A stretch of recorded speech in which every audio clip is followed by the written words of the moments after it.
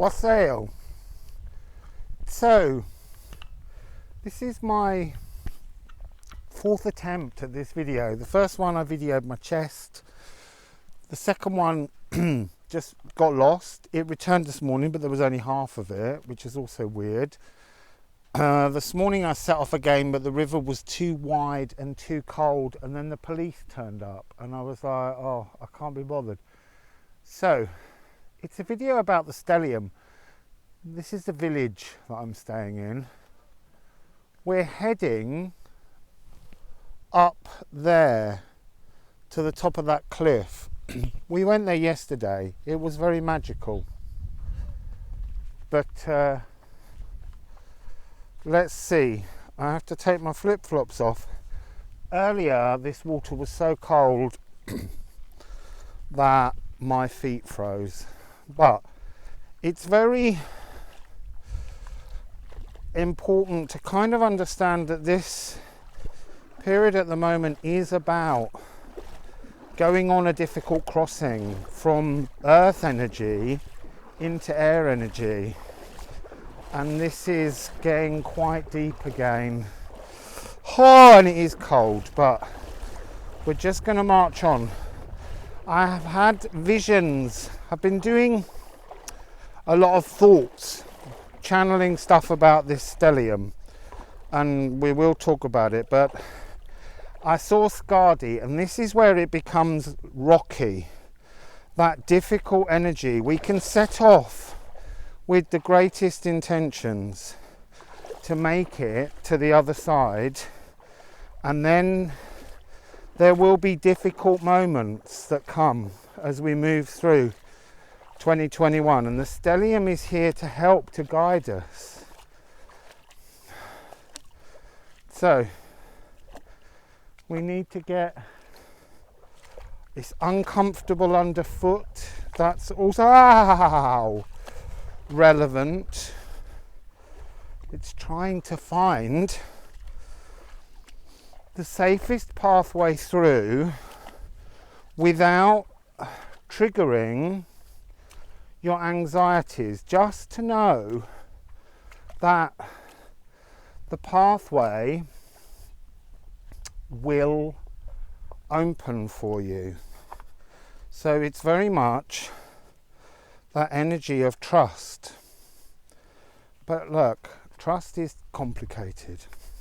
So what's the general frequency of this stellium? I saw a fog.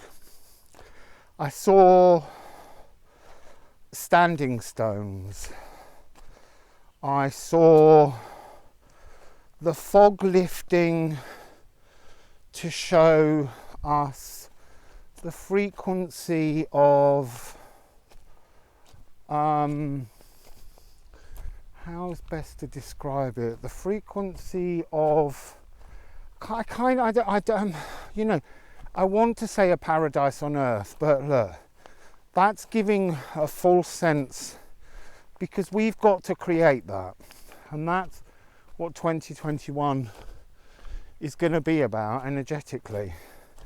But it is a difficult journey, and I feel, you know, that my first video when I did this walk with you was absolutely magical and so beautiful. I talked about a rainbow bridge, a rainbow appeared in the sky. It was just incredible, but again, technology got in the way, and that's very weird, because technology is Age of Aquarius, but there's a whole sense that technology itself is somehow behaving with a distortion. So I think I have to go this way. So the fog lifting. I've got some notes with me, because even though I've done this now 3 times, I just can't remember everything that was channeled. So Saturn and Jupiter are appearing as twin jaguars. You can't have one without the other. They're like, they were one frequency once. Oh, you see, now they're saying that's the point. It's like a starfish. So for me, a starfish is regeneration, but a starfish, because if you break a piece off a starfish, or if a piece comes off, it grows again. So this is that idea that karma broke away from itself, polarity, that sense of Odin. He's all about polarities, but also starfish can represent Aquarius because it's the star, and it can also represent a connection to another soul, and that's kind of interesting in that personally I've come to some conclusions that my King of Wands has been too slow, so I'm just going to let that whole frequency go now, because I understand that the lessons in there, while some of them were for me, they were mainly for him, and he's not capable of learning them, but that doesn't matter right now. We are letting go of that frequency for the moment, and we're moving on to a recharging in the stellium. The point being is I learnt the lesson, so I can move into a new frequency, and that's what I intend to do. I'm going to be moving from here because it feels like I've done all I can do here. So let's reach this pathway. Kaun, the idea of a divine spark is returning, a new inspiration is coming, and that's interesting because with air energy, air fuels fire, whereas earth can dampen creativity. And look, it's been an incredibly creative period, but all creativity, ear ringing, they're like, this is important. All creativity during the age of Earth, the last 200 years, has only been supported if it can make money. Whereas now we're moving into an age of creativity for the sake of the collective. So it's far more important that creativity brings change to the masses rather than suppressing them. You see, now that wasn't part of this message yesterday, so I feel like we're going to get new messages. Look at this lovely view.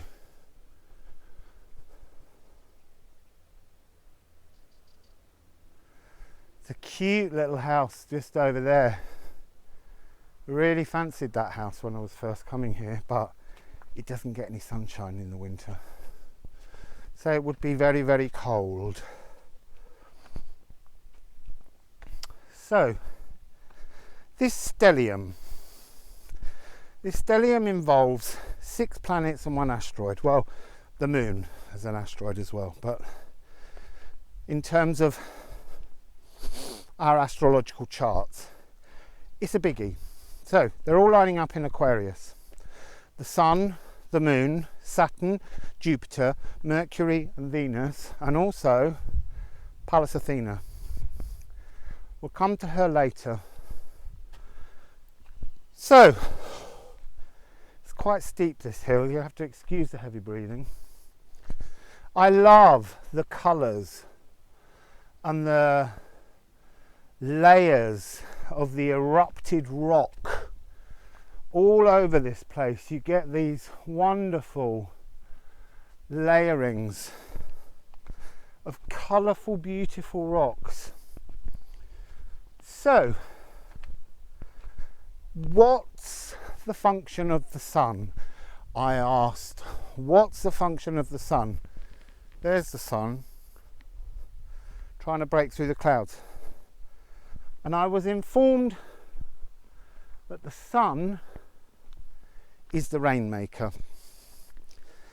And at first I was immediately drawn to the fact that that's about emotions, creating emotions.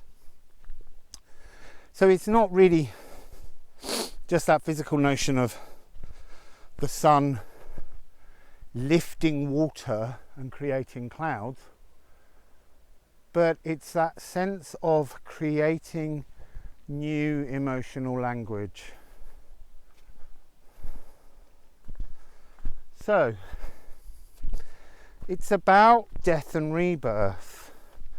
It's about the sun reaching in to the damaged inner child and trying to get that damaged child to grow up emotionally. And that's been very much what my journey towards my King of Wands has been about. And my King of Wands can't grow up emotionally, and that's the trouble. And so that's why I'm leaving that frequency behind. We've all got to learn to grow up, and this stellium is about the collective learning to grow up, the collective learning to stop being sheep and just accepting and rolling over and being bribed. So there's a lot to learn, there's a lot to be awakened. So the next part of this vision, death and rebirth frequency, I was shown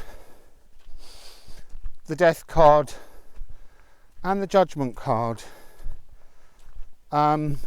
transforming to new portals and gateways, and this is very odd, and I don't know how much I trust it, because I was shown a couple of sort of vaguely waiting to unfold prophetic moments, but they actually came with a date. That never happens.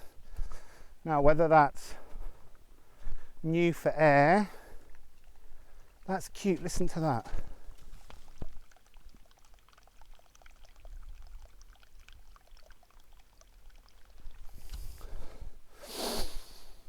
Whether that's new with air, I'm not sure.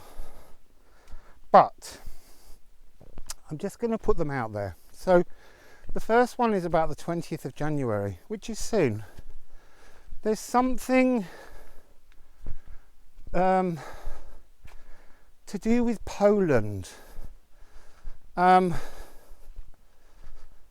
know, and I don't know how best to describe this. It was that sense of a bell ringing, and the bell having a kind of really uncomfortable distortion, and then the bell being rung again and it having a completely different sonorous magical sound. But I don't know what that means. You see, what I'm surprised about with it is the notion of the 20th of January. It's very soon. Most of the time when I get visions, they're dropped in as a notion and then they unfold months later. So I'm giving it to you as an idea anyway. Let's see what gives. It could be that the dates are just distortions. The next thing I saw is about the 6th of April, and there I was shown Scotland, and Scotland sort of breaking apart from the rest of the UK. I don't mean that's what they'll do. So part of my reason for including these is to kind of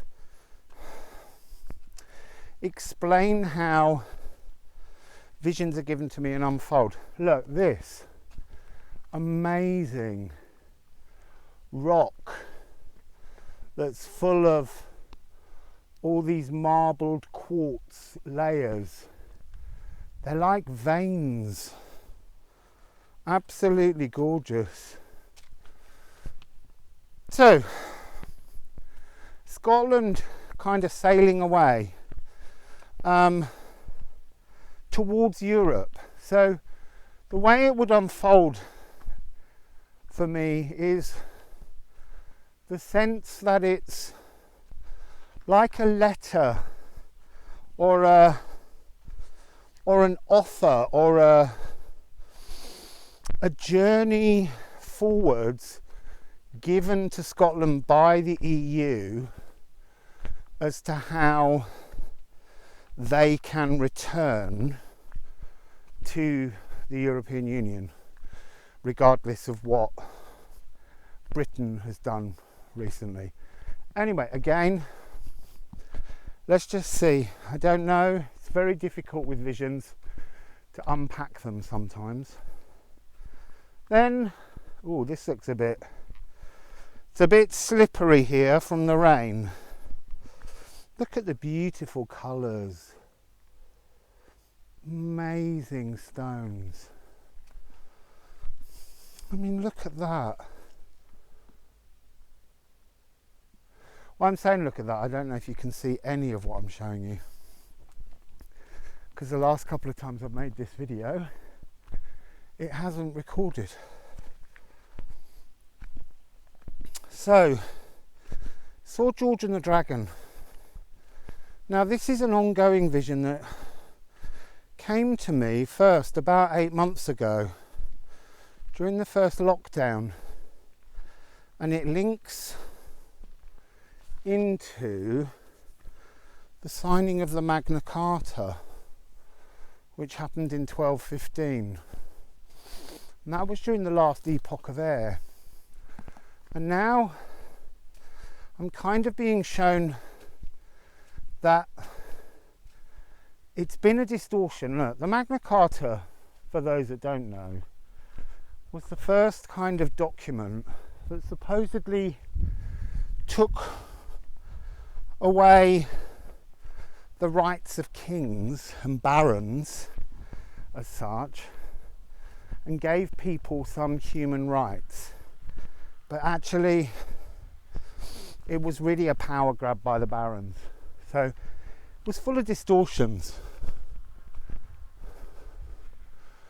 And it has to be fixed and corrected. And that's why Britain's been experiencing such terrible weather energy since the Great Mutation on the 21st. And it's pulling away from Europe as well with Brexit, has been all part of this frequency, because the trouble with the Magna Carta is the Magna Carta has been like the founding document that has echoed down through time into the democratic laws of many countries around the world, and air is coming in to change it because it's been a distortion that's caused pain. So I just want to say I also got the image of English reformers. Again, I don't know what that means. I would have to look it up historically, but I haven't, because I need that to just unfold in its own way, as it will. And horses, George on the Dragon on his horse, fighting the dragon, changing the frequency of the earth grid to air dragons. So that's also very interesting. So broken promises was the next key feature. So if you think back into antiquity, when royalty died, quite often there was a real sense of sibling rivalry, anger, pain, maiming, killing, murder, blindings, all these kind of horrendous acts to gain power. Very difficult and uncomfortable energy. And that usually takes the form of the poorer people being offered lower taxes, being offered help, being offered ways in which to charm us, to glamorize the notion of the new ruler being legitimate. And most of the time, like sheep, we follow because we say, yeah, it would be nice to pay less tax, or it would be nice if I could have a strip of land to farm and own. But really, being given breadcrumbs is immoral, because it's everybody's world, not just this elite's world. And so we will be challenging that. These broken promises, you know, it's to attract popularity, but to oppress us later. And at the moment, bless them, they're really trying to add layers of oppression that are doomed to failure this time. So that's quite nice, the broken promises. So what's the moon doing? We're on a new pathway now. The moon is bringing us love magic. The moon is weaving its way around the entire world, working with our sacral to unite our two heart chakras, the lower world and the higher heart chakra. The lower heart chakra of the natural world. And the higher heart chakra, the great unstruck. Oh, maybe that's got something to do with that bell energy, Poland. Anyway, so the moon is trying to bring a new frequency of combined heart, bringing us our luminous warrior power, our strength, our ability to be powerful, to be emotionally firm, to grow up, to be able to face any emotions without hiding like some kind of 12-year-old and asking your best friend to do it for you because you can't stand up to it. This is what the moon is trying to bring us. And 3rd of April, something happens on the 3rd of April that will open many, many paths. So the next thing I was shown was a trumpet being blown. The trumpet shall sound. So Heimdall, and he's the god that sits at the Billurst, or the Bifrost rainbow bridge between heaven and earth. And that's when I got a rainbow yesterday when we mentioned that. So he's born of 9 mothers, and they were the personification of the 9 daughters of the sea, the waves of Ran. So it's just he is responsible for the creation of social classes, and so he's here to blow a fanfare of like the final chord on the social classes. Obviously with everything it's not an instant moment, but it's the fact that he is often called Vindler, and that means the one who protects against the wind. Well, no one can protect against the wind now because we're in air, and so wind is here to change things, the winds of change. And what he used to do was, when he ran around in his god form before he went to be the protector of the Rainbow Bridge, he used to go and visit couples, and he would say to them, if you let me sleep between you in your bed, I'll bring you prosperity and children. The thing is, that was another kind of broken promise, because what he was doing was he was creating children with the wife that were his children, that were given greater opportunities in life, and they were given sight, third eye, prophecy, all these kind of things, and they were given wealth. And that's all got to change. Look at these beautiful pines. You see there, I'm getting this sense of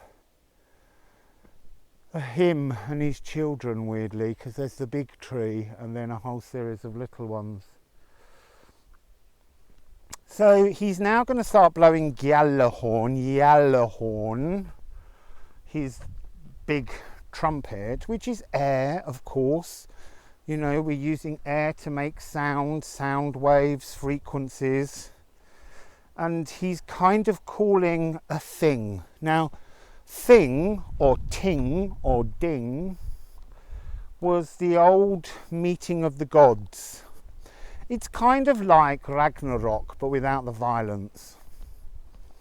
So it's like a folk moot. And he's calling everybody in, and he's putting his trumpet away, and then he's taking out his sword. Now, his sword is called head. Swords are air, and his is about thoughts. His sword is thoughts, and he's using it to cut open a space or to make a creative space in which our thoughts can come in. Wow, sorry, I was made to turn around. That tree, that big tree, was shouting at me. Look at all of the pine cones on it.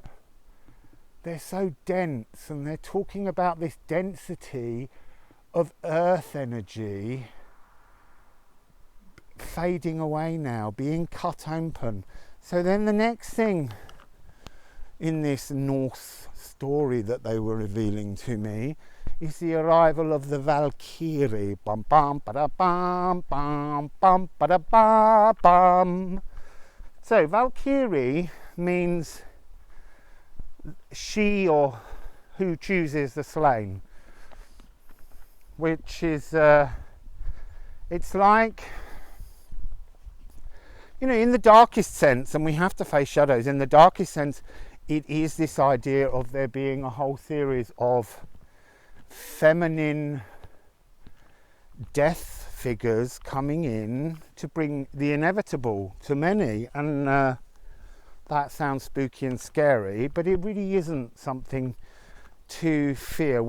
There's so much change that has to take place, and the Valkyrie are here in this vision coming forwards, and they're very much linked to ravens. And you see, now that they've said ravens, they're reminding me of the white raven that I saw. So just to skip back to the Magna Carta. The Magna Carta was signed in Runnymede, in a town called Egham, and it's on the border of Windsor Great Park. And they kept showing me, as a way to understand this change in the social classes, they kept showing me a white raven sitting on Windsor Castle, and then the very foundations of Windsor Castle being shaken like an earthquake. But that's not what I mean. I don't mean there'll be an earthquake over Windsor. This is the way visions work. It's very difficult to pick through what they're trying to tell you. So anyway, the white raven, the Valkyrie. Swans are also very, very important. And that's interesting, because actually Miss Reem, hi Reem, did a mandala on Sunday all about swans. And if you don't know it, there's a beautiful piece called the Swanatunalia. It's a very dark piece about a swan singing its last song. Very beautiful. Anyway, horses, again, horses. So horses are really relevant because there's a story about hagnots, and hagnots are to do with working the shadows. And in the darkness, you're supposed to comb the mane and tail of your horse before bed, because if you don't face your tangles, the things that tangle up your thoughts, a hag can come in the middle of the night, climb upon your horse and ride your horse until it dies. So it's a nightmare situation, but what they're trying to show me is it's a nightmare situation that we create through our own tangled thoughts that we won't face. We have to face our nightmares. We have to stand up, not as a wounded child scared. We don't get our best friend to write to, spirit on our behalf. We stand there, we face the cosmic forces ourselves. So I did get a lot of information during this part about the Désir, which is goddesses, ghosts and spirits, benevolent and antagonistic. Oh look, let's go and look at that view. But they can be protective, fertility goddesses. Look at this.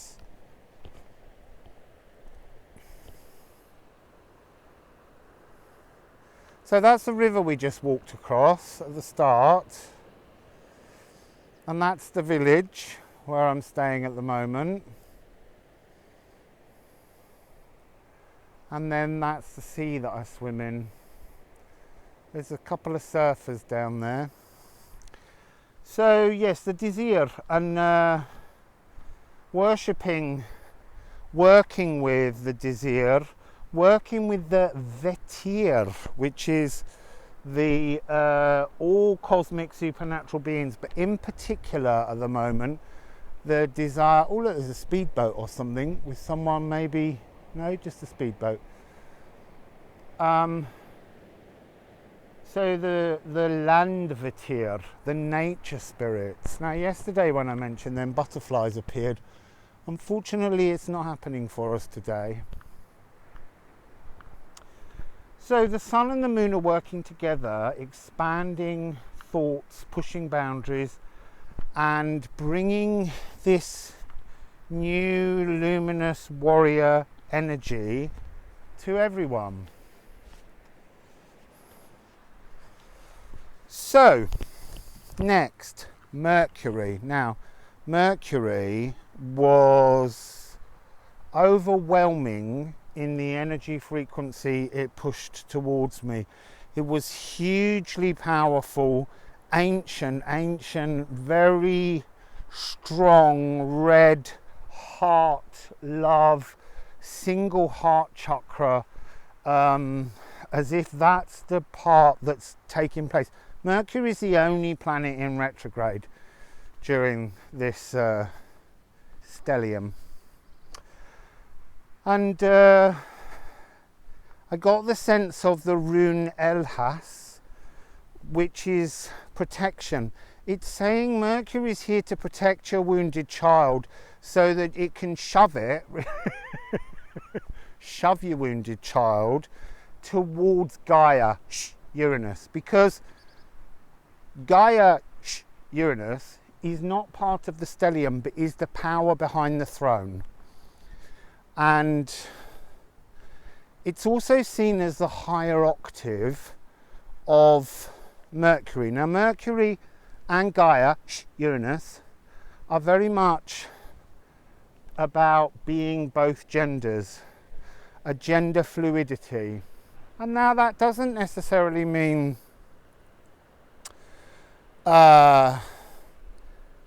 sort of like, having to take on the aspects of the other sex. It's about combining your energies, being both masculine and feminine, allowing men to have emotions, allowing women to have strengths. It's about ungendering, really. It's about stopping these notions of saying men are strong, women are weak. It's about changing our perception so that we can all grow up and be emotionally strong. Because emotional strength only comes through balance. So I saw Gipt, which is the union of masculine and feminine. It's also the union of others, that echo again of higher mirrored souls, higher frequency connections that are coming in. And then I saw a boat. Well, that was interesting because we did just see a boat. It's over there. The boat represents wind, the movement forwards to prosperity and something new and wonderful. So then I was shown Tiwaz, which is the spiritual warrior, the luminous warrior, the arrow that points upwards. And actually that's quite interesting because right now where we are, there's a little formation just down here on the rock, and at a certain point in the day this rock that juts out forms a perfect Tiwaz arrow. So we've kind of reached a really magical point there. Hey look, surfer on a small wave just fell in. So Gipt Vend Tiwaz is talking about the link to the Bilrost, the rainbow bridge, the creation of something wonderful and new. And that's this journey to iconoclasm of Gaia, Uranus, changing all the frequencies. And then the next moment in the vision with Mercury was to just pause and stop.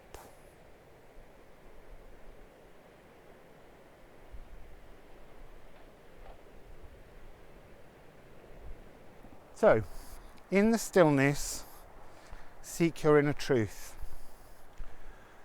So next came Venus. Now, here's where it starts to get very, very complicated.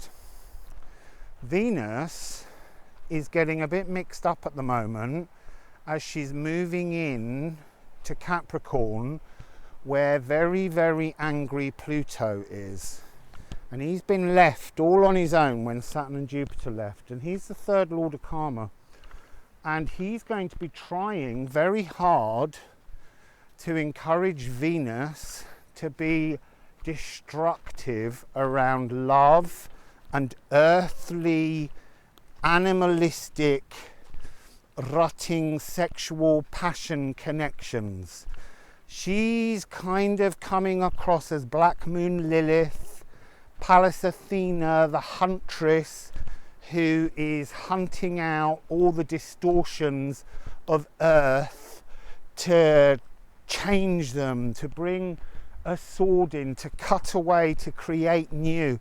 And it's not going to take much to persuade Venus to kind of come in and claw your hands off all those things that you're holding on to, that you hold dear, that you just need to let go of because they're not serving you anymore.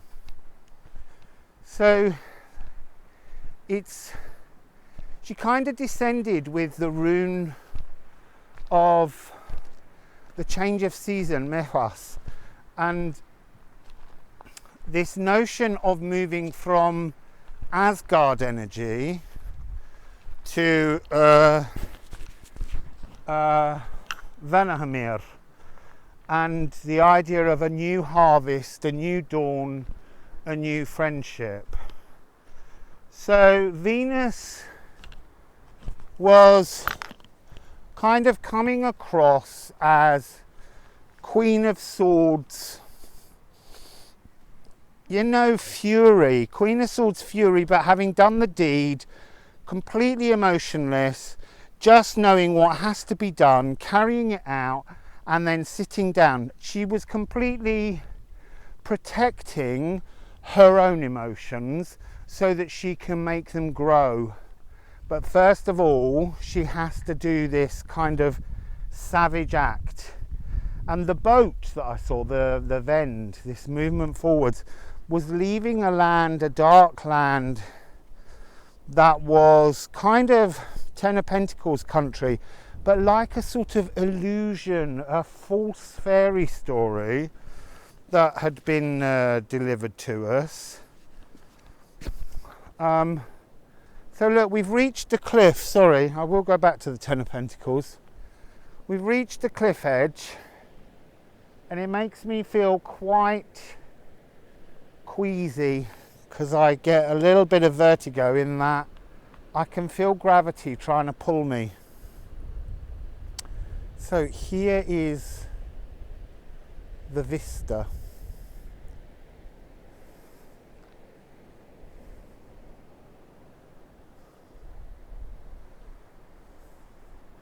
Right, just for you, I'm going to risk it and go a little bit nearer.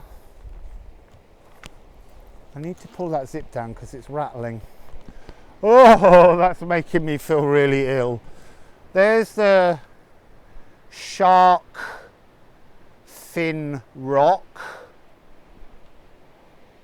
I have to step back. It's really, really making me feel quite sick. I'm going to go a little bit nearer this edge because I'd like to push my bravery. Oh, no, no, no. Right, that's as near as I can get. Oh no, I've got to walk away. It's absolutely making my it's making my legs go like jelly. Let me just walk right back and then we'll turn around and we'll talk again about the Ten of Pentacles land that's being left behind, the false fairy tales, the stories we tell each other, and they're gendered, you know. Think about it, you know, princesses in towers and handsome knights riding in to rescue us. It's all false. I have a great love of I've mentioned it before. It's a book by E.M. Forster, A Room with a View, and there's a great film with Helena Bonham Carter in, and it's a beautiful love story, and it's about connecting with people when you break down the social classes. But because it's a book in earth energy, E.M. Forster wrote it in about 1904, 5, 6. And many decades later, he wrote A View Without a Room, where he caught up with the characters and laid out the kind of illusions that some love stories fall into. And that's this energy that I was being shown of moving away from this old distorted earth energy fairy tale to a kind of new, you know, love story, this love karma that the moon is bringing towards us. So there is change afoot.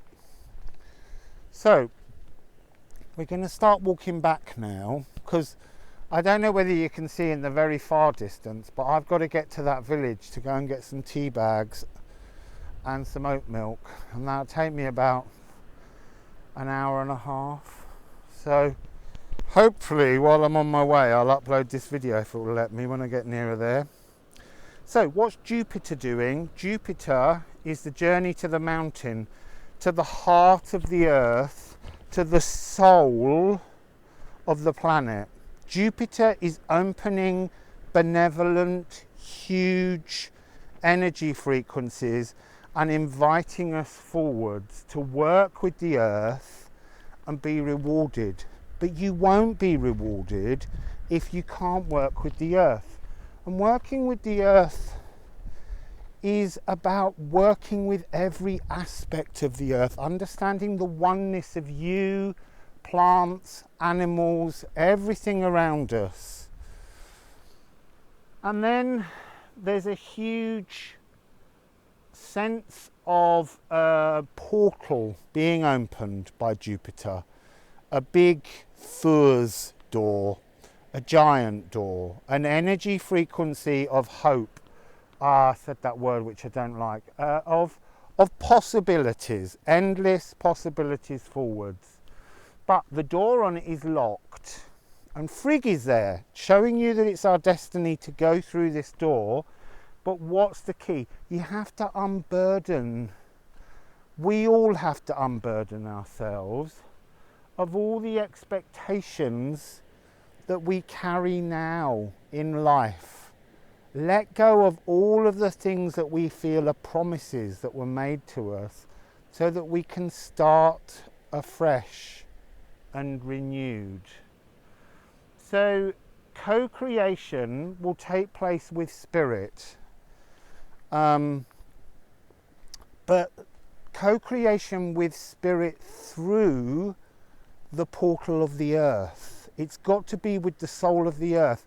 It's not about reaching up to the cosmos anymore. The cosmos has planted the energy inside the earth. We have to connect through the earth to these frequencies. And then we're left with, what does Saturn have to play in this stellium?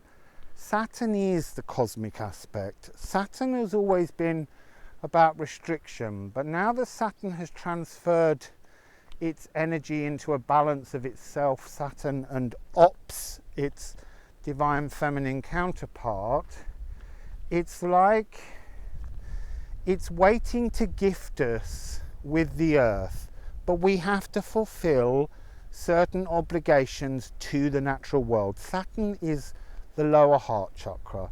It's like it's sitting there watching and waiting. It's got part of the key code, but you can't ask Saturn for the help.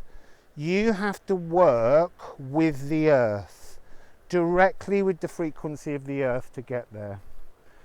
And I was shown Saturn seems to be the key to reuniting us eventually with the earliest soulmate you ever made a connection with. I was shown the Seven of Cups, the choices available to us, the Six of Cups, that connection. So choosing your cup from the pile of many possible loves and soulmates that are out there, selecting, choosing, and that brings you into the energy of the Six of Cups and that notion of reconnection.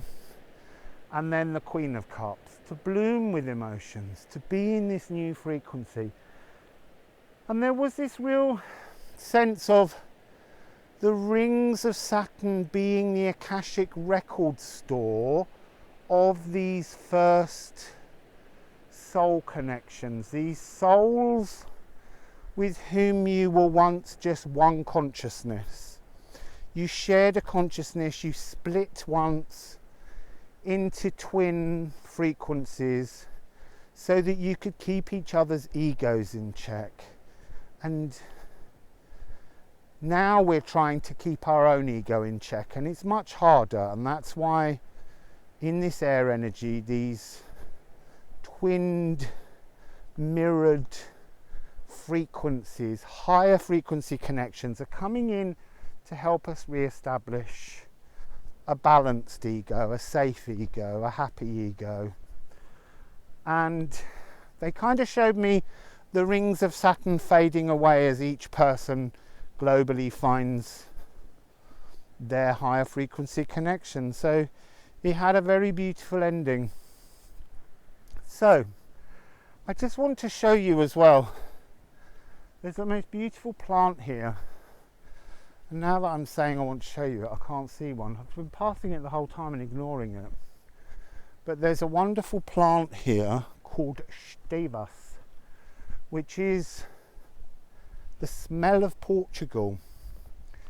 And I think I mentioned it in the video the other day, but I wanted to show you it. That's so hysterical. It's been everywhere. And now I want to show you it. It's nowhere. This looks like it's it. Here we go. So here, this is an incredibly oily plant, and it has the most beautiful aroma that comes off it. And it's growing here with some rosemary to remember. So anyway, people, there's the vista, there's the view, the beautiful place that I'm staying. But just lift this microphone off, which has got stuck. Hang on. There we go. And now I can turn it around and wave Wassail, and thanks for listening. Speak to you soon. Bye.